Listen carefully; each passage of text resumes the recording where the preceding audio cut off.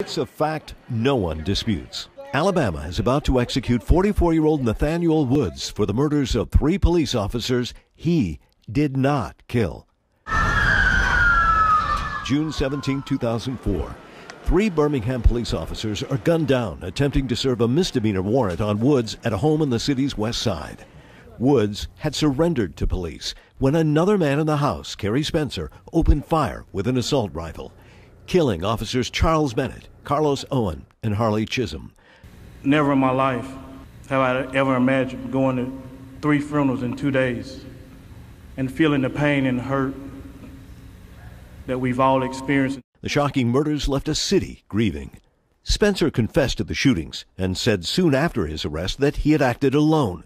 He was convicted of the murders and sits on Alabama's death row. But for prosecutors, one conviction wasn't enough.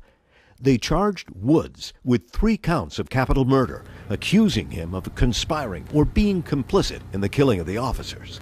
In order for a person to be convicted on complicity, they have to be involved in a plan or a scheme to kill. Prosecutors alleged a calculating Woods intentionally lured the officers into the home where Spencer was waiting. Absolutely not. He was terrified when they came into the house. Woods was found guilty, and even though he hadn't fired a single shot, he was sentenced to death.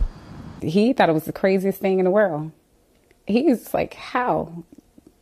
How? Because, he didn't do anything wrong. How much do you think race played a role in this case?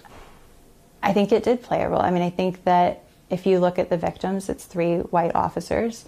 And if you look at the people who are sitting on death row, it's 2 black men. Woods' current defense team says his conviction was just one of many legal wrongs, including years of bungled appeals by other attorneys. Now down to his final hours, Woods' family believes their only hope is for the public to convince Alabama's governor that killing a man who killed no one is wrong.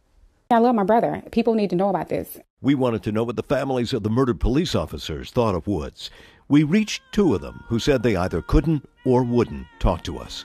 But in a local radio interview last year, the granddaughter of Officer Carlos Owen reflected on his loss and the hole it's left in all their lives.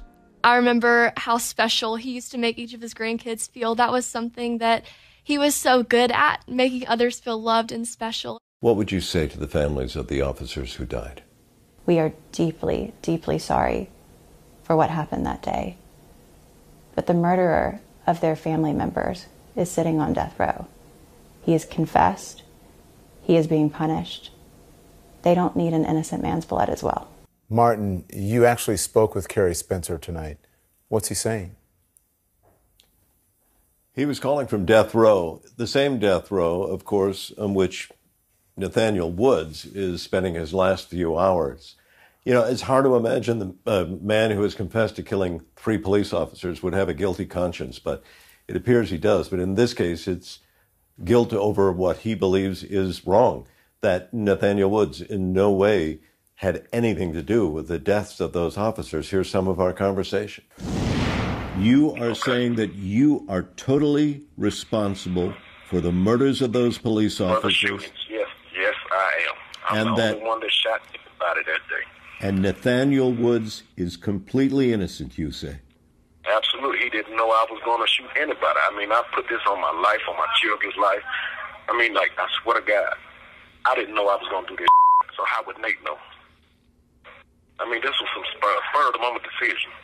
We had no time to think about what the was going to happen that day. This was not a plan. You didn't conspire together. No, man. That's just something they put out there. You see, it was no warrant or nothing. They just made up a story for a jury to believe to convict both of us. Wow. And again, that's Kerry Spencer saying that Woods is totally innocent, that this was a spur of the moment, and that Spencer takes full responsibility for what happened. Alabama, he says, is executing the wrong person. Wow. And there's nothing anyone can do, Martin? Nothing. The governor could intervene. That's what everyone is hoping for. There could be some sort of stay. There could even be just a temporary stay to allow a more formal investigation and look at this point. There are a number of other court actions, but right now all eyes are focused on the governor here in Montgomery. Wow. Martin Savage. Keep us updated. Thank you. Matter of fact, come on up. What did I do?